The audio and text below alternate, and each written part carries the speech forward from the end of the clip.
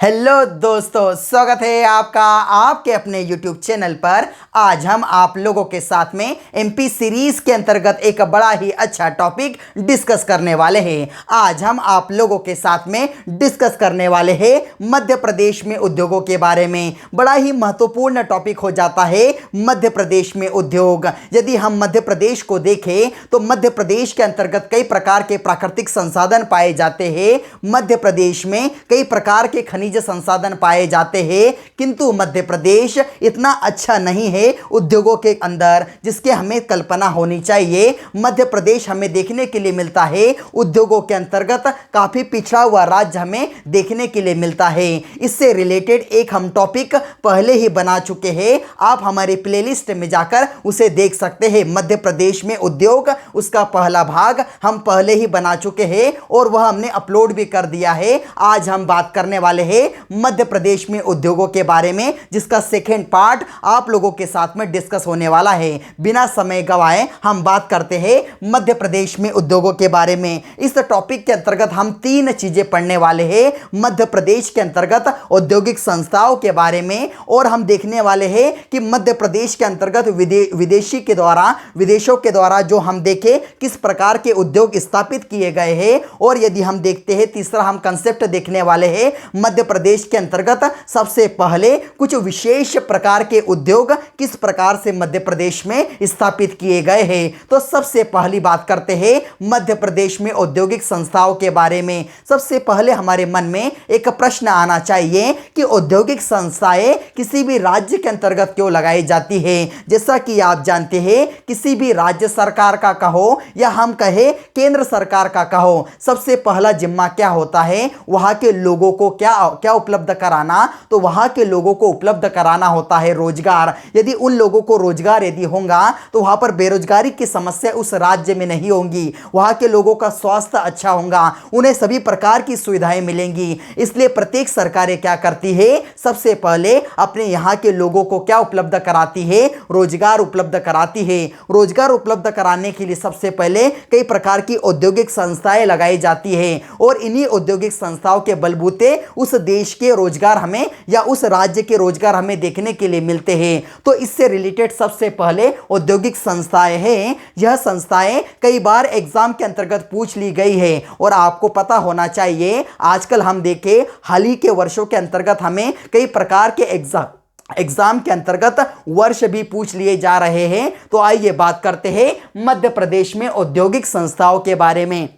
सबसे पहले हमें एक औद्योगिक संस्था देखने के लिए मिलती है, उसका नाम है मध्य प्रदेश राज्य उद्योग निगम। ऐसा परीक्षा में आता है कि मध्य प्रदेश राज्य उद्योग निगम, इसका मुख्यालय कहाँ पर है, तो याद रखना इसका मुख्यालय हमें देखने के लिए मिलता है भोपाल में। इसकी स्थापना कब हुई थी, तो इसकी स्थापना हमें देखने के लिए मिलती है 1961 के अंतर्गत। तो याद रखना मध्य प्रदेश राज्य उद्योग निगम, इसकी स्थापना 1961 के अंतर्गत हुई थी और इसका मुख्यालय हमें देखने के लिए मिलता है भोपाल में। उसके पश्चात हमारे पास सेकेंड आता है मध्य प्रदेश लघु उद्योग निगम। मध्य प्रदेश लघु उद्योग निगम बड़ा ही महत्वपूर्ण हो जाता है। मध्य प्रदेश लघु उद्योग निगम, इसकी स्थापना हमें देखने के लिए मिलती है 1961 के अंतर्गत और इसका हमें देखने के लिए मिलता है मुख्यालय कहां पर, भोपाल के अंतर्गत। यह एग्जाम में पूछा गया है एक बार कि मध्य प्रदेश लघु उद्योग निगम की स्थापना कब हुई थी, तो याद रखना 1961 के अंतर्गत इसकी स्थापना हुई थी, भोपाल के अंतर्गत इसका मुख्यालय है। उसके बाद बात करते हैं मध्य प्रदेश राज्य औद्योगिक विकास निगम। बड़ा ही महत्वपूर्ण हो जाता है मध्य प्रदेश राज्य औद्योगिक विकास निगम, क्योंकि ऐसा पूछा गया है एक से दो बार कम से कम एग्जाम के अंतर्गत पूछा गया है कि मध्य प्रदेश राज्य औद्योगिक विकास निगम, इसकी स्थापना कब हुई है। तो याद रखना इसकी स्थापना हमें देखने के लिए मिलती है 1965 के अंतर्गत। तो याद रखना मध्य प्रदेश राज्य औद्योगिक विकास निगम, इसकी स्थापना 1965 के अंतर्गत कहाँ हुई थी, भोपाल में हुई थी। उसके पश्चात आता है बड़ा ही महत्वपूर्ण, हमने देखा मध्य प्रदेश राज्य उद्योग निगम 1961। अब आता है केवल राज्य उद्योग निगम। याद रखना इसमें मध्य प्रदेश का ही फर्क है, इसमें मध्य प्रदेश राज्य उद्योग निगम है, इसमें देखने देखने के लिए मिलता है राज्य उद्योग निगम, इसकी स्थापना हुई थी 1969 के अंतर्गत और इसका मुख्यालय हमें देखने के लिए मिलता है भोपाल में। उसके पश्चात हमें देखने के लिए मिलते हैं एक हमें मुख्यालय देखने के लिए मिलते हैं जिनके मुख्यालय इंदौर के अंतर्गत है। आपको पता होना चाहिए इंदौर की जब हम बात करते हैं तो इंदौर को हमारे देखें कि मध्य प्रदेश का एक ऐसा जिला जिसे हम औद्योगिक नगरी के नाम से भी जानते हैं, जिसे हम देखें वित्त का सबसे ज्यादा हमें यदि बोलबाला देखने के लिए मिलता है, जिसे वित्त राजधानी के नाम से भी जाना जाता है, जिसे खेल राजधानी के नाम से भी जाना जाता है। और आपको पता होना चाहिए कि सबसे ज्यादा मिलें हमें देखने के लिए मिलती है तो मध्य प्रदेश के इंदौर के अंतर्गत, इसीलिए वहां पर कपड़े भी सबसे ज्यादा मात्रा में पाए जाते हैं। यदि बात करें तो रेडीमेड गारमेंट्स का भी भंडार हमें इंदौर में देखने के लिए मिलता है। तो सबसे पहले हमारे पास में आता है कि मध्य प्रदेश वित्त निगम का मुख्यालय कहां पर है, तो याद रखना मध्य प्रदेश वित्त निगम का मुख्यालय हमें देखने के लिए मिलता है इंदौर में। इसकी स्थापना कब होती है, तो इसकी स्थापना हमें देखने के लिए मिलती है 1955 के अंतर्गत। उसके पश्चात आ जाता है मध्य प्रदेश निर्यात निगम, बड़ा ही महत्वपूर्ण हो जाता है मध्य प्रदेश निर्यात निगम। इसकी स्थापना हमें देखने के लिए मिलती है 1977 के अंतर्गत और इसका मुख्यालय कहां पर है, तो इसका मुख्यालय हमें देखने के लिए मिलता है भोपाल में। उसके पश्चात बात करें तो बड़ा ही महत्वपूर्ण हो जाता है मध्य प्रदेश चर्म विकास निगम। इसलिए बड़ा महत्वपूर्ण हो जाता है क्योंकि आप जानते हैं मैंने कल के टॉपिक में डिस्कस किया था, यदि हम देखें तो लेदर कॉम्प्लेक्स हमें देखने के लिए मिलता है, चमड़ा जो कॉम्प्लेक्स हमें देखने के लिए मिलता है देवास में देखने के लिए मिलता है। चमड़े से रिलेटेड अधिकतर चीजें हमें देवास में देखने के लिए मिलती है। किंतु याद रखना मध्य प्रदेश चर्म विकास निगम, इसकी स्थापना हुई थी 1981 के अंतर्गत। इसकी स्थापना कब हुई थी, 1981 के अंतर्गत। और दो जिले हमें देखने के लिए मिलता है, एक मिलता है दमोह और एक देखने के लिए मिलता है नरसिंहपुर। वहां पर जो चमड़ा होता है उसकी ज्यादा उपलब्धता होने के कारण उस एरिया के अंतर्गत चर्म शोधन अनुसंधान उद्योग क्या हुआ है, स्थापित किया गया है। तो जरा सा भी डाउट नहीं होना चाहिए, चर्म शोधन हम देखें अनुसंधान उद्योग से यदि पूछे तो इन दो एरिया से जो भी ऑप्शन हो उसे टिक करना। और इसकी स्थापना कब होती है मध्य प्रदेश चर्म विकास निगम की, तो 1981 के अंतर्गत हुई थी, यह आपको पता होना चाहिए। मध्य प्रदेश वस्त्र उद्योग निगम, जैसा मैंने कहा वस्त्र की जब भी बात आती है, रेडीमेड गारमेंट्स की जब भी बात आती है तो हमें एक ही जिला देखने के लिए मिलता है इंदौर। और इसकी स्थापना कब हुई थी, तो 1970 के अंतर्गत मध्य प्रदेश वस्त्र हम देखें तो उद्योग निगम की स्थापना हुई थी। मध्य प्रदेश खादी एवं ग्रामोद्योग बड़ा ही महत्वपूर्ण हो जाता है। इसका मुख्यालय हमें देखने के लिए मिलता है कहां पर, भोपाल के अंतर्गत। और इसकी स्थापना होती है वह 1979 के अंतर्गत। बड़ा ही महत्वपूर्ण है मध्य प्रदेश खादी एवं ग्रामोद्योग। उसके पश्चात एक बड़ा ही महत्वपूर्ण आता है मध्य प्रदेश रविदास हस्तशिल्प एवं हथकरघा विकास निगम। इसकी स्थापना हुई थी 1981 के अंतर्गत। आपको एक बात पता होना चाहिए, इसकी पहले नाम हुआ करता था मध्य प्रदेश हस्तशिल्प विकास निगम। इसका नाम क्या हुआ करता था, मध्य प्रदेश हस्तशिल्प विकास निगम इसका नाम हुआ करता था। बाद में इसके नाम में परिवर्तन किया गया, मध्य प्रदेश हस्तशिल्प एवं हथकरघा विकास निगम किया गया। और हम जानते हैं 2013 के अंतर्गत एक अच्छे संत है हमारे मध्य प्रदेश के, जिनका नाम है संत रविदास।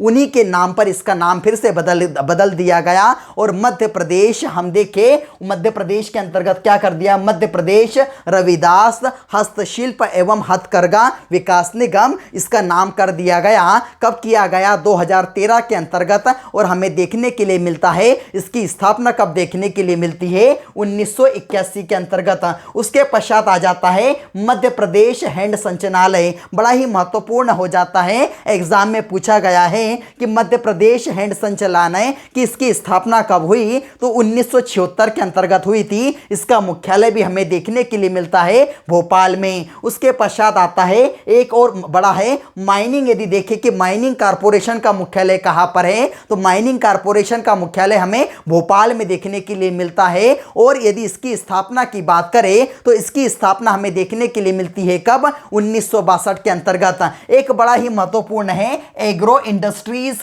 कारपोरेशन। हमने यदि बात करी थी कि एग्रो कॉम्प्लेक्स की, कि एग्रो कॉम्प्लेक्स कहाँ पर है, कृषि कॉम्प्लेक्स कहाँ पर है, तो हमने देखा था वो हमें देखने के लिए मिला था छिंदवाड़ा के अंतर्गत।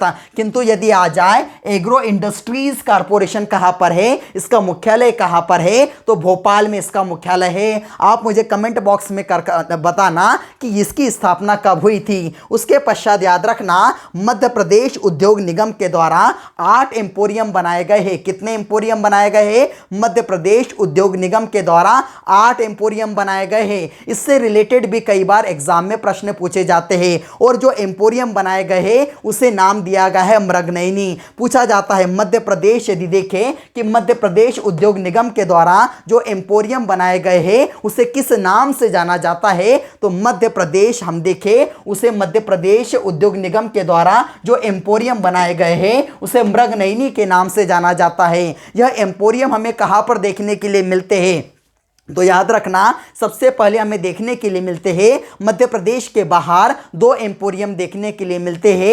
एक एम्पोरियम हमें देखने के लिए मिलता है कहां पर, तो हमें दिल्ली में देखने के लिए मिलता है। दूसरा देखने के लिए मिलता है कोलकाता के अंतर्गत। उसके पश्चात यदि मध्य प्रदेश के अंतर्गत हमें बचे हुए 6 देखने के लिए मिलते हैं। सबसे पहला हमें देखने के लिए मिलता है उज्जैन। उसके पश्चात हमें इंदौर देखने के लिए मिलता है। उज्जैन में है, इंदौर में है, भोपाल में है, जबलपुर में है, रीवा में है और ग्वालियर के अंतर्गत है। इस प्रकार से 6 एम्पोरियम हमें मध्य प्रदेश में देखने के लिए मिलते हैं। उसके पश्चात बात करेंगे कि विदेशी सहायता से स्थापित मध्य प्रदेश में कौन कौन से उद्योग हैं। बड़ा ही महत्वपूर्ण रोल अदा करते हैं कि कुछ कुछ उद्योग क्या होते हैं। जैसे हम जानते हैं भारत की जो संधि होती है, भारत सभी से मित्र राष्ट्रों की तरह रहता है और भारत क्या करता है, सभी देशों से क्या करता है, मित्रता का व्यवहार करता है। इसलिए कई सारे देश क्या करते हैं, किसी भी मध्य प्रदेश के अंदर कहो या भारत के अंतर्गत कहो, किसी भी उद्योग को स्थापित करने के लिए अपना सहयोग देते हैं। तो हम देखें तो हमें 4 बड़े उद्योग मध्य प्रदेश के अंतर्गत देखने के लिए मिलते हैं जो विदेशी सहायता से स्थापित किए गए हैं। तो सबसे पहले यदि बात करें तो कौन सा उद्योग है, तो ऑप्टिकल फाइबर कारखाना। आप जानते हैं ऑप्टिकल फाइबर कारखाना कहां पर है, तो याद रखना ऑप्टिकल फाइबर कारखाना हमें देखने के लिए मिलता है मंडीदीप के अंतर्गत। और मंडीदीप आता कहां पर है, तो याद रखना मंडीदीप रायसेन में आता है। कई सारे लोग कंफ्यूज्ड होते हैं कि मंडीदीप भोपाल में आता होगा, किंतु याद रखना ऑप्टिकल फाइबर कारखाना यह हमें देखने के लिए मिलता है मंडीदीप के अंतर्गत और मंडीदीप आता है रायसेन के अंतर्गत। इसकी स्थापना कब हुई थी, तो इसकी स्थापना हमें देखने के लिए मिलती है 1977 के अंतर्गत। कौन से देश के सहयोग से हुई थी, तो जापान के सहयोग से हुई थी। और ऑप्टिकल फाइबर कारखाने के बारे में ऐसा कहा जाता है एशिया का सबसे पहला ऐसा कारखाना है जो क्या होता है कि दूर संचार के लिए स्थापित किया गया है जापान के द्वारा। उसके पश्चात देखते हैं दूसरा हमारे पास में आता है भेल, BHEL, अर्थात होता है सबसे पहले बी का दर्शाता है भारत को।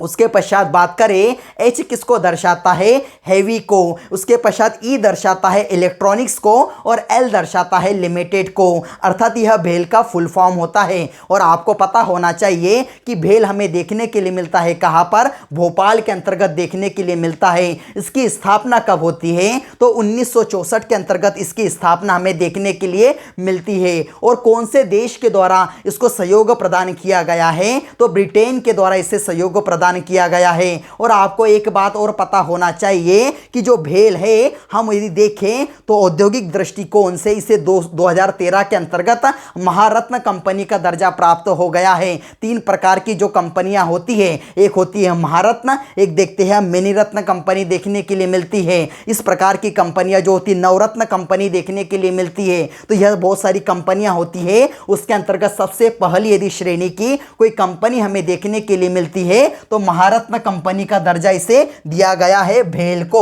उसके पश्चात आता है, हम देखें गुना के अंतर्गत हमें फर्टिलाइजर्स कारखाना देखने के लिए मिलता है। गुना के अंतर्गत यदि बात करें तो गुना के अंतर्गत हमें एक एरिया देखने के लिए मिलता है विजयनगर। तो विजयनगर वाले एरिया के अंतर्गत फर्टिलाइजर कारखाना है, उर्वरक कारखाना है, जिसका नाम है नेशनल फर्टिलाइजर्स उद्योग। इसकी स्थापना कब हुई थी, तो इसकी स्थापना हमें देखने के लिए मिलती है 1984 के अंतर्गत। किसके सहयोग से हुई थी? तो याद रखना इस कारखाने की स्थापना हुई थी इटली के सहयोग से और यूनाइटेड स्टेट्स ऑफ अमेरिका के सहयोग से। उसके पश्चात और आता है तेल रिफाइनरी, बड़ा ही महत्वपूर्ण होता है, एग्जाम में पूछा गया है कि जो मध्य प्रदेश के अंतर्गत जो तेल रिफाइनरी है कहां पर है? तो आगासोद एक एरिया है, यह आता है बीना के पास। और बीना हमें देखने के लिए मिलता है किस जिले के अंतर्गत? तो सागर जिले के अंतर्गत देखने के लिए मिलता है। और याद रखना ओमान देश की सहायता से तेल रिफाइनरी की हम देखें तो इसकी स्थापना हुई है, कब हुई थी? 2008 में। उसके पश्चात यदि देखें तो मध्य प्रदेश के अंतर्गत जिस समय मध्य प्रदेश उद्योगों के अंतर्गत अपनी छाप छोड़ रहा था तो उस समय मध्य प्रदेश के अंतर्गत हमें कारखाने देखने के लिए मिलते हैं जो सबसे पहली बार स्थापित हुए थे।